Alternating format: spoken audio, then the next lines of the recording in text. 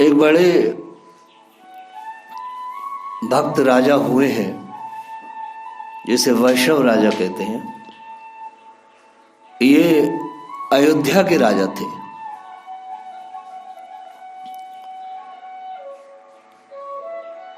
और बड़े प्रतापी थे, बड़े भगवान के भक्त थे। इनका एक बड़ा सुंदर बगीचा था, अनेक प्रकार के सुंदर फूलों की उत्तम सुगंध से भरा हुआ वो बगीचा। इससे प्रभावित होकर मनोरंजन करने और फूलों को लेने के लिए स्वर्ग की अप्सराएं भी आती थीं। और देवयोग से एक दिन एक अप्सरा के पैर में बैगन का कांटा चुभ गया।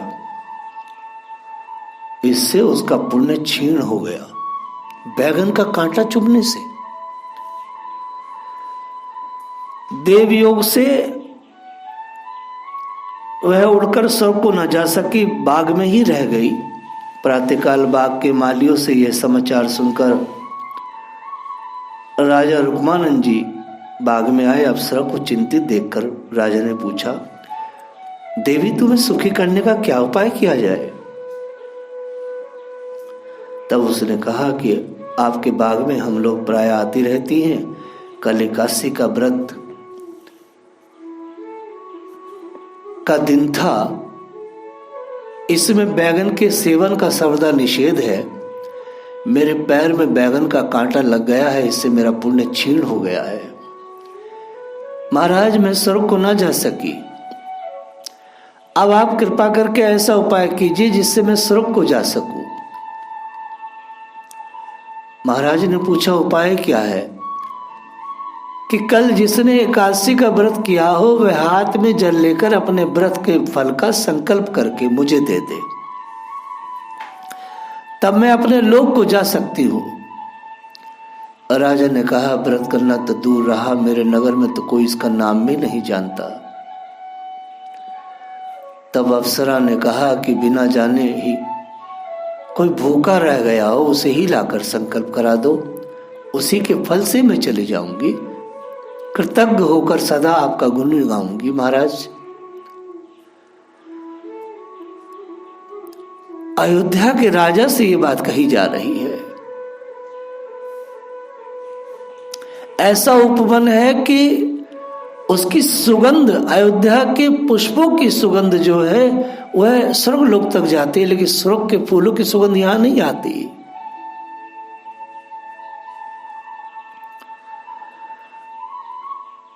बाग में माली बड़ी हैरानी में पड़ जाता था कि सायंकाल को बहुत सी विकासो उन्मुख कलियां दिखाई पड़ती हैं बगीचे में, और प्रातःकाल खिले हुए फूल मिलते नहीं, क्योंकि ये सब अप्सराएं ले जाती थी। राजा कई बार पूछते भी थे, महाराज भाई फूल कहाँ चले जाते हैं? तो माली कोई उत्तर नहीं दे पाता था, बहुत सावधानी रखता, लेकिन फिर भी फूल चले जाते। कहता, महाराज कोई देवी शक्ति आदर्श रूप से फूलों को ले जाती है, पर वो है कौन ये मैं नहीं समझ पाता हूं। ये जो अप्सरा थी इसका नाम उर्वशी था। बैगन का कांटा चुभने से पूर्ण क्षीण हुआ था, क्योंकि शास्त्रों में बैगन को निषेध माना गया है। यो वक्ष्यन्ति दतांग तस्य दुर्तो हरि, यत्र मध्य तथा मासम तथा वृतांक मूल की निवेद है नेव तत्र हरे कांति कीर्ति। जहाँ सुरा मास बैगन मूलक निवेदन किया जाता है, वहां जनार्दन भगवान की एकांत की प्रीति नहीं रहती। ये निषेध की पराकाष्ठा है। राजा बड़े प्रसन्न हुए, मेरा बगिया इतनी अच्छी है कि स्वर्ग की अप्सराएं फूल लेने आती हैं।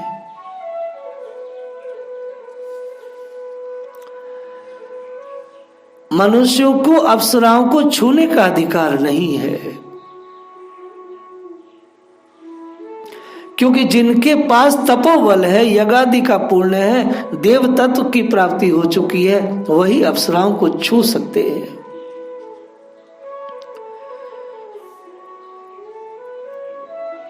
सप्त मोक्षदायिनी पुरियों में श्रेष्ठ श्री अयोध्यापुरी के परम धर्मात्मा राजा श्री रुक्मानंद के राज्य में एकादशी व्रत करना तो दूर रहा, कोई इस व्रत का नाम तक नहीं जानता था। यह परम आश्चर्य की बात है।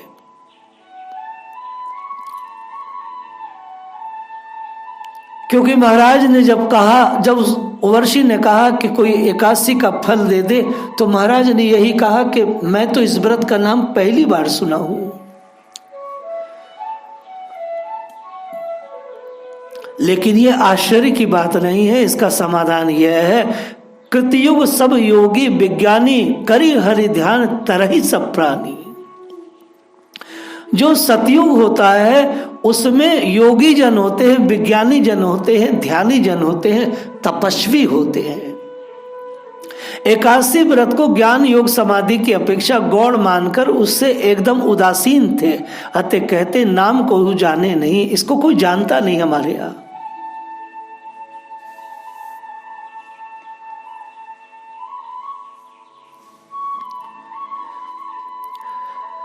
राजा ने अपने नगर में ढिंढोरा पिटवाया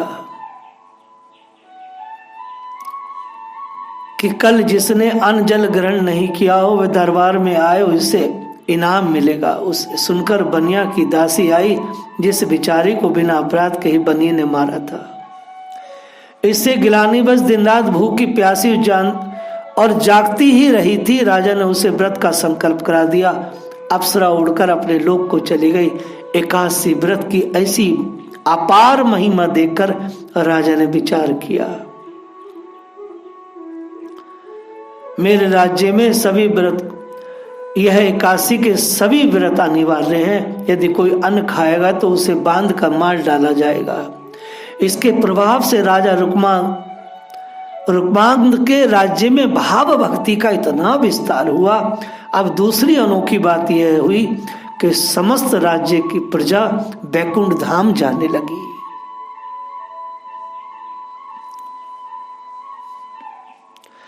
ऐसा एकादशी का महत्व है। एकादशी का ऐसा महत्व देखकर बड़ा रस आया।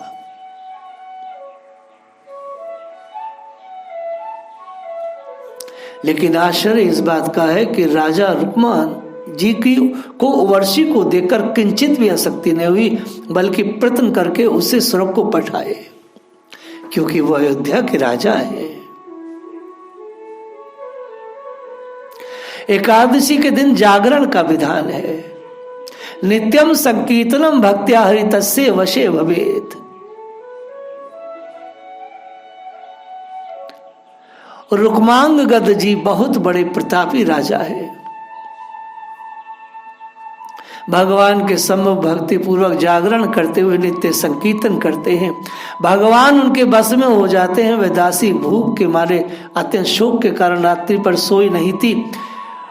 उसका विधिवत एकादशी व्रत सहज ही संपन्न हो गया था। यह सतयुग की घटना है।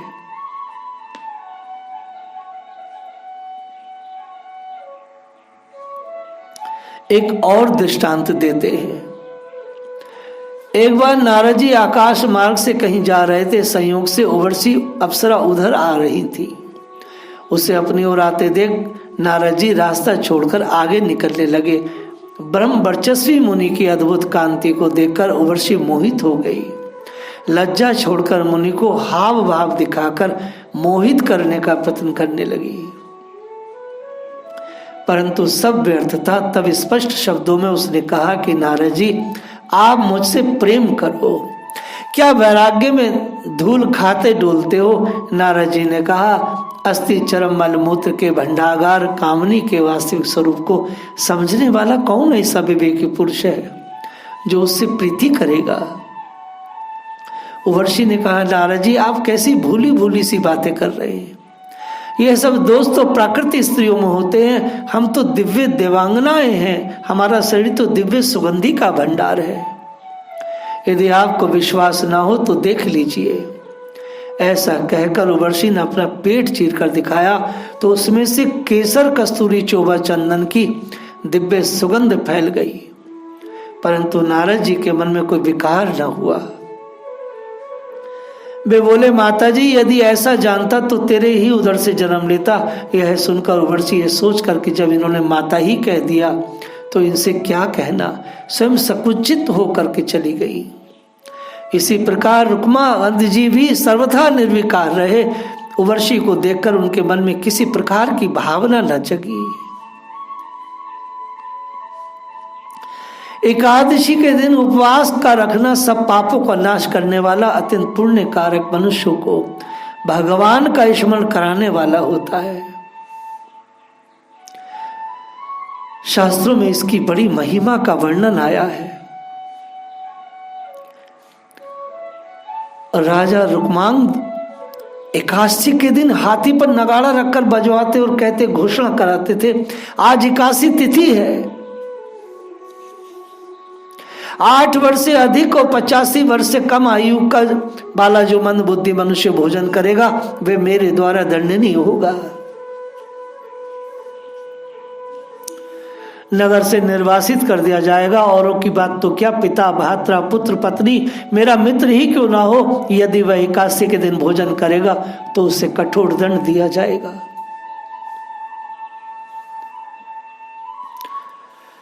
इस प्रकार घोषणा करने पर सब लोग एकादशी का व्रत करके भगवान विष्णु के लोक में जाने लगे। कहते हैं यमपुरी सूनी हो गई, इससे यमराज बड़े चिंतित हुए। वे प्रजापति ब्रह्मा के पास गए। उन्होंने यमपुरी के उजाड़ होने तथा अपनी बेकारी का समाचार सुनाया। ब्रह्मा जी ने शांत किया और एकादशी तथा भगवत भक्तों की महिमा का वर्णन किया। ब्रह्मा ने यमराज के बहुत आग्रह करने पर उनकी इच्छा की पूर्ति भक्त रुक्मांगद के गौरव को बढ़ाने के लिए माया की एक मोहिनी नाम की स्त्री बनाया और रुक्मांगद जी को मोहित करने के लिए उसे मंदराचल भेजा। शिकार खेलने के लिए वन में गए। राजा रुक्मांगद बढ़ते बढ़ते मंदराचल पर जा पहुंचे। मोहिनी द्वारा मधुर स्वर से गाए गीत के शब्दों का अनुसंधान करते हुए उसके समीप जा पहुंचे। आज हम एकादशी के महत्व पर, एकादशी कितनी बड़ी चीज है उस पर चर्चा कर रहे हैं। उसके रूप लावण्य को देखकर राजा ने मुग्ध होकर पुण्य प्रस्ताव किया। तब उसने कहा, मेरी एक शर्त यह है कि मैं जो कुछ भी कहूं वही आपको करना पड़ेगा महाराज। राजा तो मोह आसक्त हो रहे थे, तत्काल प्रतिज्ञा कर लिए, देवी जिससे संतुष्ट हो मैं वही शर्त स्वीकार करता हूं। मोहिनी राजा रुक्मांगद जी के साथ राजधानी की ओर चल पड़ी। महाराज के परम सती साध्वीपति परायण पत्नी संध्यावली तथा मात्र पितृ भक्त राजकुमार अंगद ने बड़े उत्साह के साथ दोनों का स्वागत किया। दिन बड़े सुख से बीतने लगे। अंत में एकादशी का पुण्य पर्व आया। शहर में ढिंडोरा पीटा जाने लगा। कल एकादशी है, सावधान, कोई भूल से भी अन्न न ग्रहण करे। मोहिनी के कानों में ये शब्द पहुंचे। उसने महाराज से पूछा, ये कैसी घोषणा है? रुक्मांगद जी ने सारी परिस्थिति बतलाई और स्वयं भी व्रत करने के लिए तत्पर होने लगे। मोहिनी ने कहा, महाराज आपको मेरी एक बात माननी होगी। राजा ने कहा, प्रिय यह तो मेरी प्रतिज्ञा ही है, तुमने संकोच हृदय की बात कहो। मोहिनी ने कहा, आप एकादशी व्रत ना करें। महाराज तो स्तब्ध हो गए। बहुत संभल कर बोले, मोहिनी मैं तुम्हारी सब बातें मानने को तैयार हूं पर और मानता ही हूं, परंतु देवी मुझसे व्रत छोड़ने के लिए मत कहो, यह मेरे लिए नितांत असंभव है। मोहिनी ने कहा, यह तो हो ही नहीं सकता। आपने स्वयं ऐसी प्रतिज्ञा की है, फिर आप अपनी की हुई प्रतिज्ञा से टल ही कैसे सकते हैं? रुक्मांगद जी ने कहा, तुम किसी भी शर्त पर व्रत करने की आज्ञा मुझे दे दो। मोहिनी, यदि ऐसी बात है तो आप अपने हाथ से अपने प्रिय पुत्र धर्मांगद का सिर काटकर मुझे दे दो। महाराज रुक्मांगद जी बड़े धर्म संकट में पड़ गए। वह अपने पुत्र को जब ये बात मालूम हुई तो पिता के समक्ष सिर झुकाकर बारंबार पिताजी से अपना सिर काटने के लिए अनुरोध करने लगा। पुत्र ने पिता को समझा, पिताजी मेरे लिए इससे बढ़कर सौभाग्य का सुअवसर नहीं मिल सकता है। यह अयोध्या के राजा की बात चल रही है। आज मैं धन्य हुआ जो अपना सिर देकर पिताजी की प्रतिज्ञा और माता का मनोरथ पूर्ण करूंगा। महारानी संध्यावली जी ने भी धर्मांध के वचनों का समर्थन किया और राजा रुक्मांगद ज्यों ही तलवार चलाने को प्रस्तुत हुए, पृथ्वी कांप गई। साक्षात भगवान श्री हरि वहां आविर्भूत हुए और अपने श्रीकर कमल से राजा का हाथ पकड़ लिया। बोले चलो धाम, मम बैठी विमान। भगवान ने कहा धाम चलो, मैं तुम्हें लेने आया हूं। रुक्मांगद जी ने कहा एकलो नहीं जेहू भगवाना, अवधपुरी की प्रजा हमारो मोको अह प्राण ते प्यारी। तब सब कह सगले असुरारी, गए धाम पुरी उधारी। भगवान सबको अपने धाम ले गए। यह एकादशी की महिमा है। महाराज रुक्मानंद जी की पुत्री तो उनसे भी बढ़कर के थी।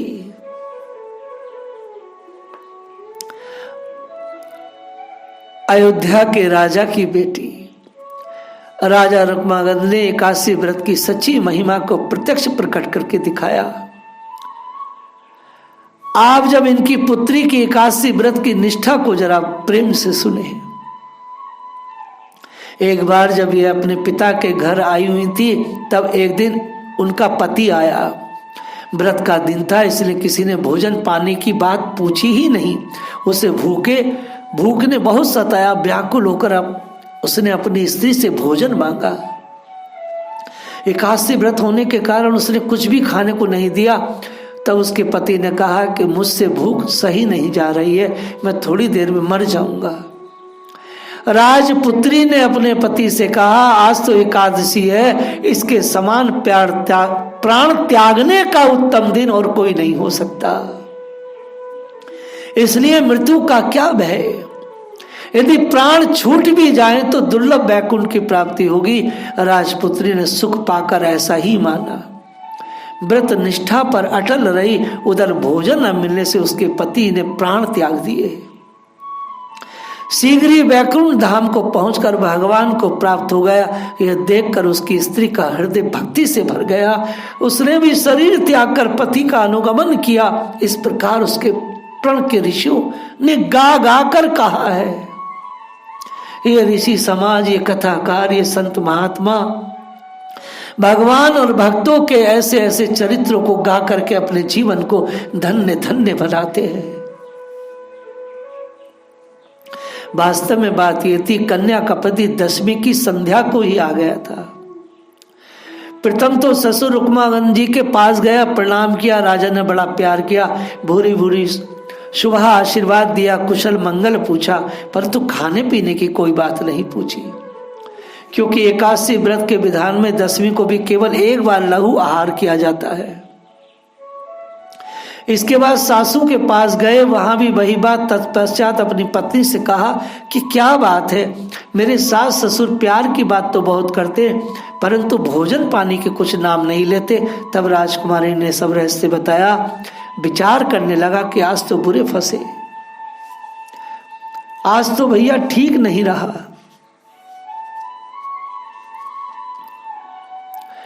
कन्या के पति ने दशमी की रात को जैसे तैसे तो बिताया, किंतु घर में खा पी कर आया था, लेकिन एकादशी में तो वो चैन से नहीं रह पाया, प्राण पर बन आई। पत्नी ने भोजन नहीं दिया। ऐसे ही नामदेव जी के पास जब एक ब्राह्मण एकादशी के दिन आया था, तो नामदेव जी ने उस ब्राह्मण को अन्न नहीं दिया था और वो ब्राह्मण मर गया था। वास्तव में एकादशी के दिन किसी को अन्न का दान देना भी गलत है। परम पूज्य डोंगरे जी महाराज कहते थे, एकादशी के दिन तो अन्न को देखना भी पाप है। यह एकादशी का परम प्रताप है। एकादशी व्रतम गीता गंगाजु तुलसी दलम विष्णु पादाम नामनी वर्णे मुक्तिदानी च है। गरुड़ पुराण में कहा गया, बड़े बड़े ज्ञानी कर्मकांडी तो अनेक जन्म तक साधना अनुष्ठान करने पर भगवत धाम के अधिकारी हो पाते हैं। बहुनाम जन्मना ते ज्ञानवान मां पते। लेकिन कन्या ने पति का अनुगमन कर अपने सतीत्व और एकादशी व्रत दोनों को पूर्णता निभा किया। ऐसा ही प्रसंग आता है कि रुक्मानंद जी की पुत्री चंद्रभागा के पति शोभन को सुमेरु गिरु के निकट देवपुर नामक दिव्य नगर का वास मिला। वहां उसे दिव्य सुख प्राप्त थे, परंतु वह लोक अधर्म था, क्योंकि ऐसे लोकों में बार बार जाकर के पुनः पुनः मरना होता है। यह चिंतित रहता था। एक बार अयोध्या के ही सोमगिरी नामक ब्राह्मण, जो कि बड़े तपस्वी थे, अपने तपोबल से वहीं जा पहुंचे। उन्होंने शोभन को पहचान लिया। ब्राह्मण ने शोभन से उदासी का कारण पूछा तो उसने कहा, बिना श्रद्धा के कष्ट पूर्वक जैसे तैसे एकादशी का व्रत करने से मुझे ये दिव्य लोक मिला, परंतु यह क्षणु होने से खेद खिन्न रहता हूँ। यदि मेरी पत्नी अपनी एक एकादशी का व्रत पुण्य मुझे दे दे तो अक्षय भगवत धाम को चला जाऊंगा। ब्राह्मण ने आकर के चंद्रभागा से कहा तो तुरंत ही अपने पति के पास चल पड़ी। मार्ग में श्री वामदेव जी मिले। चंद्रभागा के व्रत निष्ठा पति प्रेम प्रसन्न होकर अपने तपोबल से उसे वहां पहुंचा दिया। उसने अपना समस्त व्रत फल पति को दे दिया। एकादशी महाव्रत है, महाव्रत है। इसकी महिमा कितनी कही जाए कम है। ये एकादशी बहुत बड़ी चीज है, इसलिए बलपूर्वक भी एकादशी का पालन माता पिता अपने बच्चों से कराएं। जो ब्राह्मण अपने खुद एकादशी नहीं रखते हैं, अपने बालकों को भी नहीं कराते, वो अधम है। यदि राजा धर्मात्मा होगा तो प्रजा स्वयं धर्मात्मा बनेगी। यदि आपके विधायक और आपके लोकसभा मेंबर इत्यादि, जिन्हें आप सांसद कहते हैं, वो यदि धर्मात्मा होंगे तो संसद में धर्म की चर्चा होगी, संसद एकदम धर्म में होगी, सब कुछ अच्छा अच्छा होगा। जब आपके सदस्य धर्मात्मा होंगे तो आपका नगर गांव मोहल्ला सब धर्मात्मा हो जाएगा। धर्म कोई पूजा पाठ नहीं, धर्म कोई पूजा पद्धति नहीं, धर्म तो जीवन जीने की एक शैली है जो वेदों में वर्णित है। उसमें आप निराकार ईश्वर को माने, साकार को माने, यह तो आपकी बात है, लेकिन धर्म तो संसार में एक ही है। इसलिए मैं बार बार कहता हूं, राजनीति में संतों को आना चाहिए। भगवान राम ने भी कहा है, अध्यात्म रामायण में स्पष्ट आता है, व्यास जी कृत है, जिसमें भगवान राम ने कहा है कि जो सन्यासी है वही श्रेष्ठ राजा हो सकता है। सन्यासी का अर्थ होता है अंदर से न्यास, एक एक इंद्रिय ईश्वर में डूबी हुई हो। जो श्रेष्ठ सन्यासी है, जो श्रेष्ठ योगी है, वही श्रेष्ठ राजा हो सकता है। भोगी कदापि राजा नहीं हो सकता। भोगी यदि राजकाज करेगा, भोगी यदि राजा बनेगा तो प्रजा धर्मात्मा कभी नहीं रह सकती है। सतयुग में राजा सबके सब धर्मात्मा होते थे, सो सारी प्रजा धर्मात्मा थी। इसलिए राजा हमेशा धर्मात्मा हो, राजा हमेशा धर्म युक्त हो। मुल्ली इंदिरा गांधी ने यहाँ पर एक नई चीज लाई कि हमारा देश सेकुलर है, अर्थात धर्म निरपेक्ष है। ये बहुत घटिया और नीचे स्तर की बात थी।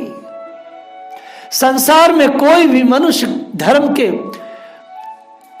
विपरीत कैसे चल सकता, कैसे जीवन धारण कर सकता है। लाल बहादुर शास्त्री ने कहा था कि एक दिन मेरा देश भूखा रहे ताकि उस अन्न से मेरे जवानों को कुछ मिले। ये एकादशी का व्रत ऐसा ही है। महीने में 2 दिन पूरे भारत के एक नागरिक को अन्न छोड़ देना चाहिए। वह स्वयं भी स्वस्थ रहेंगे और संसार में जो भूखे लोग हैं उनको अन्न पहुंचेगा। ये कथा बड़ी सुंदर है। इसमें एकादशी की बात कही गई है, लेकिन एकादशी एक वैज्ञानिक विधा है। 15 दिन में एक बार इस पेट की सफाई के लिए कुछ भी नहीं खाना चाहिए। इसको भगवान के भाव से जोड़ा गया है ऋषि मुनियों के द्वारा। जय राधा।